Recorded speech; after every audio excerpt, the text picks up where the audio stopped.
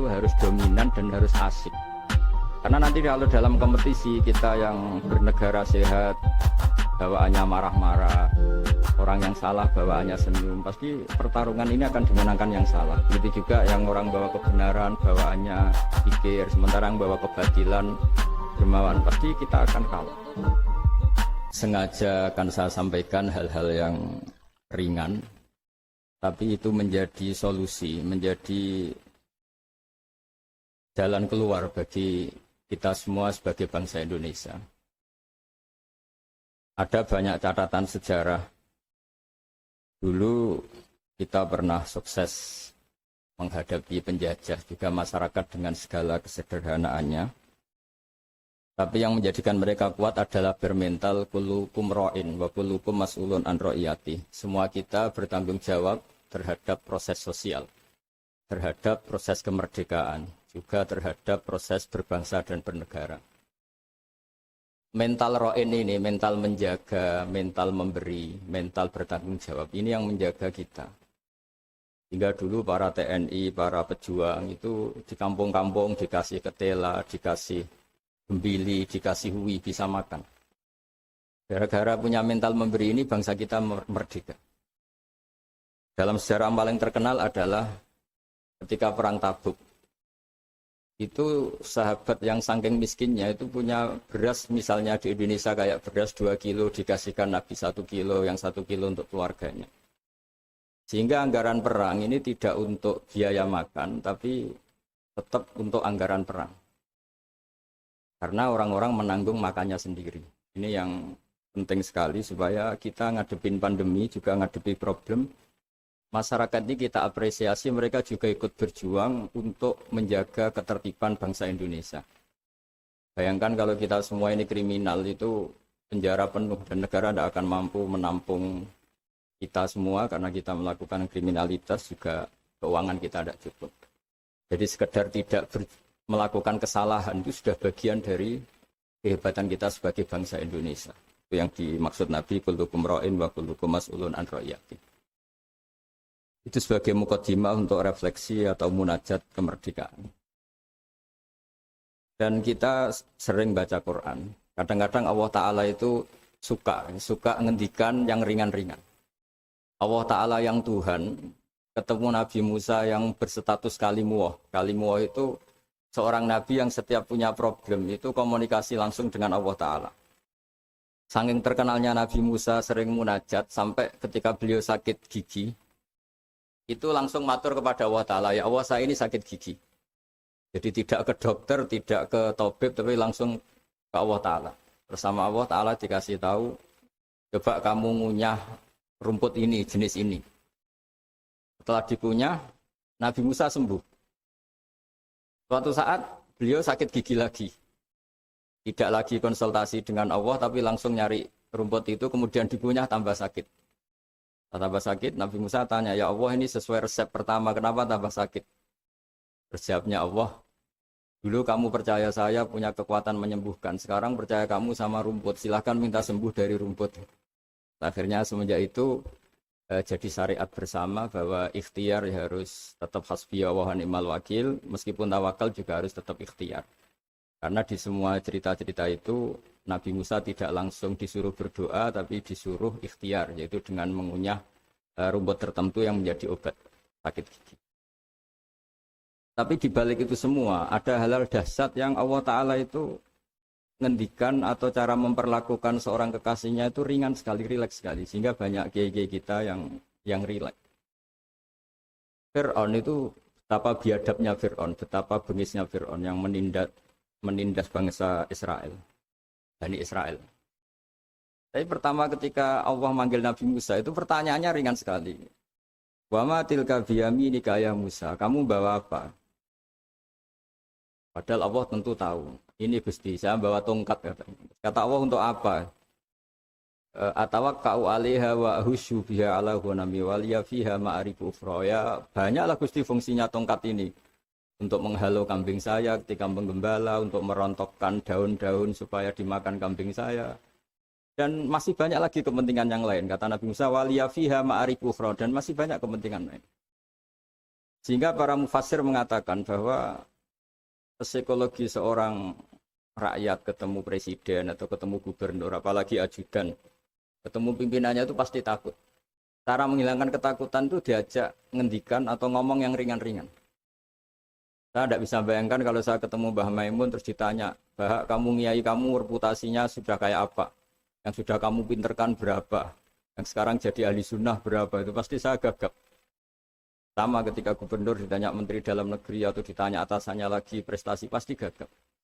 Jika kadang-kadang bangsa ini kalau antar pejabat ketemu ya makan-makan. Kalau ketemu kadang ngendikan yang ringan-ringan. Itu sebetulnya bukan hal yang salah karena dalam kecapean seperti ini, hal-hal yang ringan itu adalah obat, adalah solusi. Hingga Nabi Musa tidak ditanya, kamu jadi nabi reputasi kamu apa? Malah ditanya yang ringan. Wa ma tilka biyaminika ya Musa. Qala hi asaya atawakkau alaih.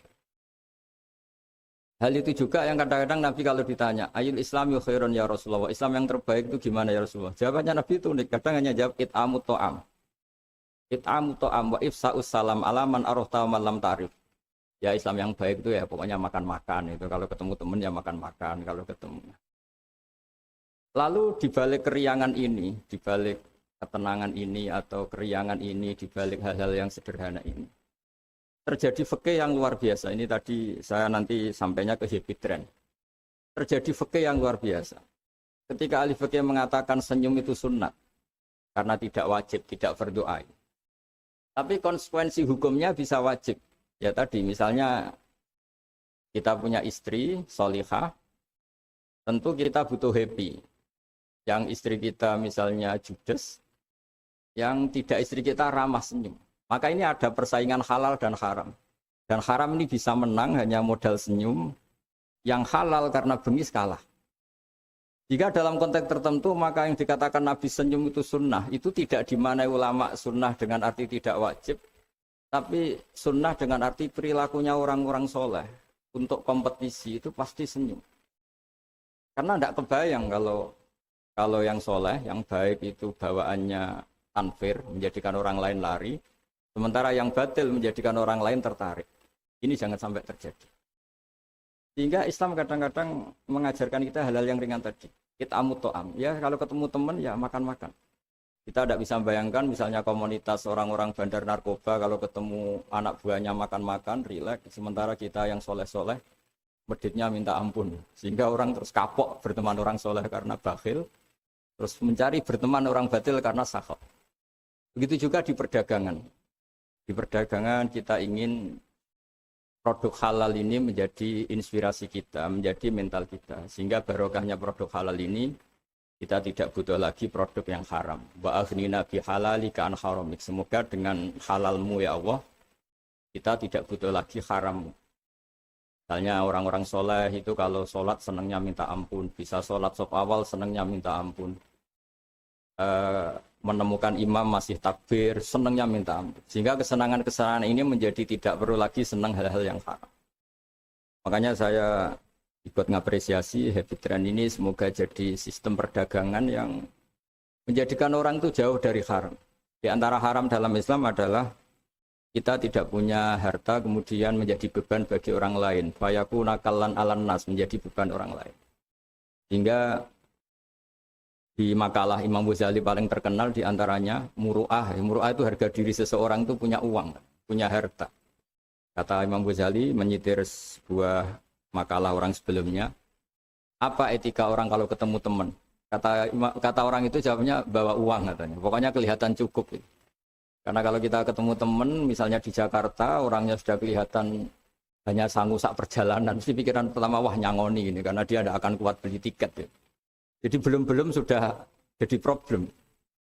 Sehingga di Ikhya di bab Adabul Kasbi, terus di situ disebut Fadhailul Kasbi, keutamaan-keutamaan orang kerja, itu di situ diceritakan betapa pentingnya orang itu kerja, punya aktivitas ekonomi, baik berdagang maupun bercocok tanam maupun apa saja.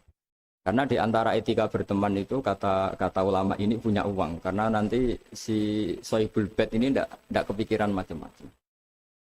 Jadi saya tidak akan cerita panjang lebar, cuma saya pastikan bahwa kegiatan halal itu harus dominan dan harus asik.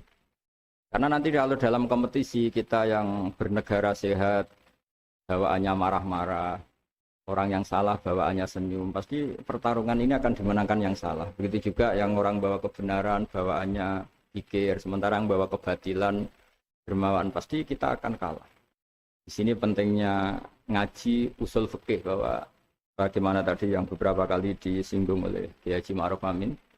Saya suka sekali karena beliau sering menghentikan kaidah-kaidah fikih, juga usul fikih. Bahwa masalah pandemi ini atau masalah bangsa ini itu masalah bersama, bukan masalah pejabat saja, bukan tanggung jawab pejabat saja. Karena dalam Islam diajarkan siapapun yang punya kemampuan ikut membantu itu ya wajib. Jadi ukurannya itu siapapun, bukan yang sedang bertugas. Kalau semuanya profesional bisa habis bangsa ini. Misalnya kita melihat orang tenggelam terus biarin aja, kita tidak SAR kok, tidak tim yang penyelamat tenggelam. Kita melihat orang kecelakaan, saya tidak satlantas, ya biar aja. Tidak bisa seperti itu. Meskipun kita kiai, kalau melihat orang kecelakaan ya ditolong.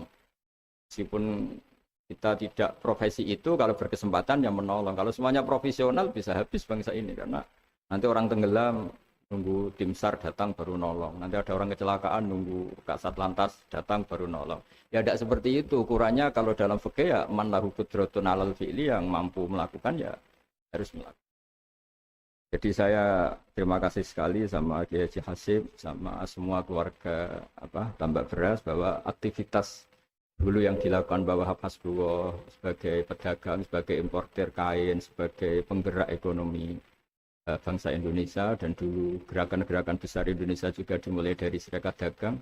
Ini semoga berkah dan menjadikan kita berenergi, kita punya kemampuan untuk riayah, untuk menjaga bangsa ini. Bukan menunggu dikasih. Tapi kalau kita ikut mentalnya riayah, memberi, menjaga, pasti mental kita ini bersama-sama menjaga. Tapi kalau mental kita tidak ikut bertanggung jawab, miskin nyalakan Menteri Keuangan, tidak pinter nyalakan kiai, ribet. Nanti kalau banyak musibah nyalahkan kiai, doanya tidak mandi. Wong ada musibah itu karena sanksi orang-orang yang nggak jelas, malah kita disalahin, kan ya ribet. Nanti kalau salah-salahan gitu terus ribet. Alhamdulillah kita tidak punya mental seperti itu. Kita ikut semuanya berdoa, Rabbana dzalamna anfusana, kita semuanya merasa salah. Karena ya tadi termasuk salah adalah misalnya pernah suatu saat Nabi Ayub ditanya istrinya, kenapa engkau sebagai Nabi tidak minta doa di entasnya musibah pada diri engkau? Saya sehat sudah berapa tahun? Ya sekitar sekian puluh tahun. Saya sakit baru sekian bulan. Masih lama mana? Ya lama sehatnya, ya sudah, saya tetap akan jaga syukur itu. Nah, syukur ini penting bukan untuk dablek, tidak peduli, enggak, supaya jaga imunitas. Karena di antara nikmat yang paling pokok itu alladzi at'amahu min ju'i wa amanahu min khauf. Orang bisa makan, hidup kita tidak terancam oleh kepunahan, oleh pembantaian, oleh chaos sosial, itu sudah luar biasa. Karena di antara sifat Allah itu yang memberi alladzi at'amahu min ju', yang memberi makan kamu dari kelaparan, wa amanahum min khauf, dan memberi kamu kenyamanan. Kamu tidak takut. Itu sudah nikmat yang luar biasa. Saya sering bayangkan nikmat ini kayak apa kalau kita jadi orang Irak, orang Syria, kayak apa nikmat bangsa Indonesia yang teduh, yang nyaman. Ini harus kita syukurin dulu, bahwa kita ingin nikmat yang di atasnya itu, ya ingin pandemi berlalu, ingin ekonomi baik, oke lah, tapi syukur dulu. Supaya tidak lupa lah bahwa kewajiban kita itu alhamdulillah dulu. Jangan karena kemerungsung ingin ideal terus yang sudah kita dapatkan kita hilangkan. Itu bahaya sekali dalam muamalah sama Allah Ta'ala. Sebagaimana tadi yang hadis qudsi yang disitir Bapak Wakil Presiden, siapa yang tidak syukur atas nikmatku, tidak sabar atas balaku, itu maka silahkan mencari Tuhan selain aku, tapi jangan menempat bumiku, jangan menempati bumiku, jangan pakai langitku. Intinya itu betapa bahayanya kita kalau tidak syukur. Saya kira demikian, dan saya terima kasih sekali atas kegiatan atau ide Epitren, tapi saya mohon semohon-mohonnya bahwa ini adalah bagian dari meneruskan tradisi dulu, mulai Pak Wahab, mulai Mbah Hashim, mulai Mbah Bisri, mulai semuanya lah tokoh-tokoh dari ormas manapun, termasuk dulu ada Serikat Islam, ada Serikat Dagang, karena semuanya ini akan membangkitkan bangsa kita dari keterpurukan. Kita harus jadi kompetitor yang baik sehingga masyarakat ini berkebutuhan yang halal. Karena orang nikmati laba dari dagang, dapat uang dari bisnis, mereka antipati dapat uang dari nyuri, dari korupsi. Jadi semua kebaikan harus dinikmati untuk dalam rangka wa aghnina bi halalika an haramik, supaya kita cukup menikmati yang halal sehingga tidak berkebutuhan lagi sama yang haram. Begitu juga dalam berekonomi, berbisnis dan berperadaban. Saya kira demikian dan mohon maaf karena tadi saya harus ngaji dulu Bulughul Maram sehingga tidak saya ngikuti mulai awal. Dan terima kasih. Assalamualaikum warahmatullahi wabarakatuh.